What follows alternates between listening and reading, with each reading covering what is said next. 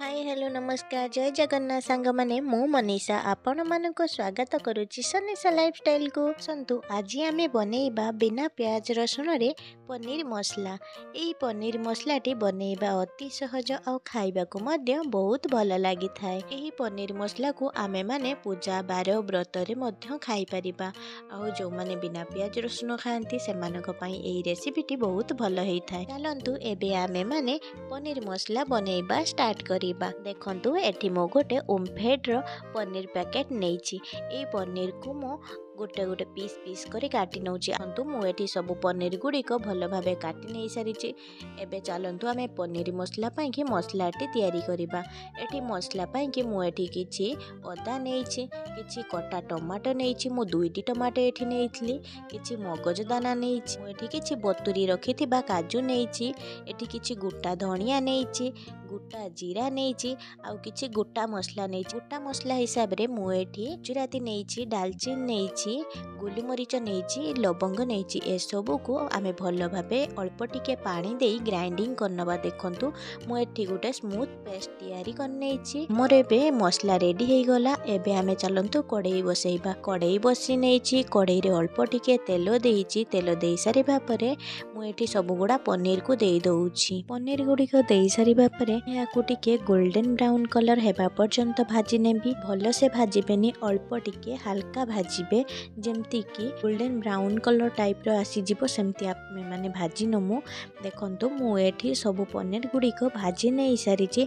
एबे आमे ताको बाहर करिबा। सब बेले मने रखिथिबे आमे जते बेले पनीर टी भाजुछु तो ताको डायरेक्ट आमे तरकारी रे पकेइबानी। गोटे जागा रे पानी नेइछि। पानी नै सारिबा परे सेथिरे मु ए पनीर की देई देबी, जहा द्वारा कि पनीर टी हमर बहुत सॉफ्ट रहिबो, खाइबा भलो लागिबो, टान लागिबोनी। नहले आमे जदि सेमिति ग्रेवी रे पनीर दबा ताहले हमर पनीर टी भलो जमारु भी लागिबो नाही। एमिति करी आमे सब पनीर गुडी को पानी रखिथिबा जागा को आमे बाहर करी आनिबा। देखंतु मु एठी सब पनीर गुडी को बाहर करी आनी सारलुनी। एबे चालंतु आमे पनीर मसला पई कि ग्रेवी तयारी करिबा।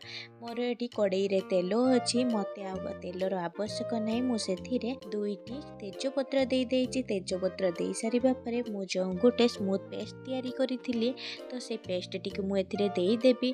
देई सारिबा पर ग्राइंडर जार रे अल्प टिके लागितला तो सेथिरे मु अल्प टिके पानी देई सेथिरे सबु पेस्ट गुडी को देई देइछि। ग्राइंडिंग करी रखिथिबा पेस्ट टी देई सारिबा परे ताको टिके भलो भाबे गोळेई नउछि। गोळेई सारिबा परे मु एठी हाफ चम्मच काश्मीरी लंका गुंड नेइछि। आपण चाहिले राग लंका गुंड मध्य नेइ परिबे। मु एठी कलर पई कि नेइछि, अधिक राग नुए जेहेतु मु सेति पई कि यूज करिछि। मु एठी हाफ चम्मच लूण नेइछि, हाफ चम्मच हळदी गुंड नेइछि। मु एठी गरम मसला हाफ चम्मच नेइछि, जीरा पाउडर हाफ चम्मच नेइछि, धनिया पाउडर हाफ चम्मच नेइछि। ए सब को आमे भलो भाबे गोळेई नबा।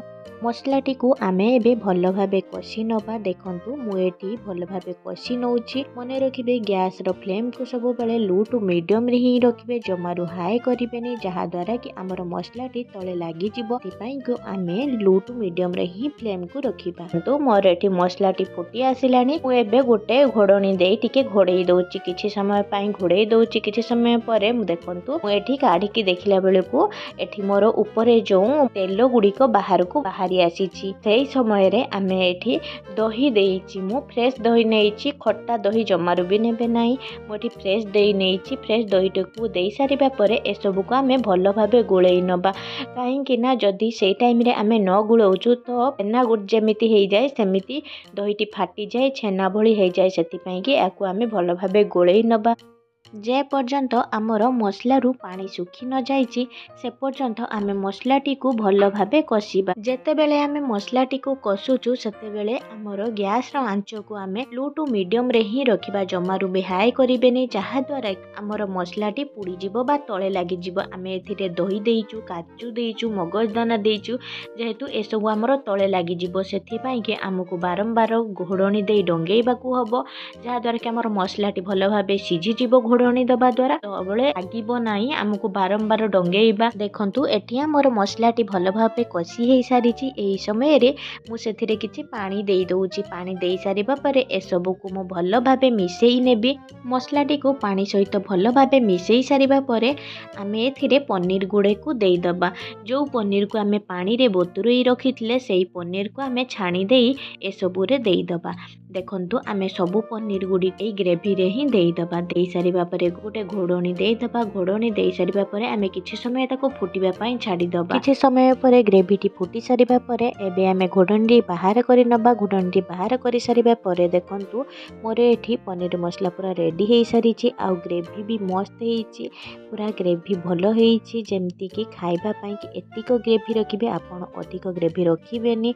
एतिक ग्रेवी रखिले आपण रुटी बा भात सहित मध्य खाई परिबे। एबे चलंतु आमे हमर पनीर मसलाटी को सर्व करिबा।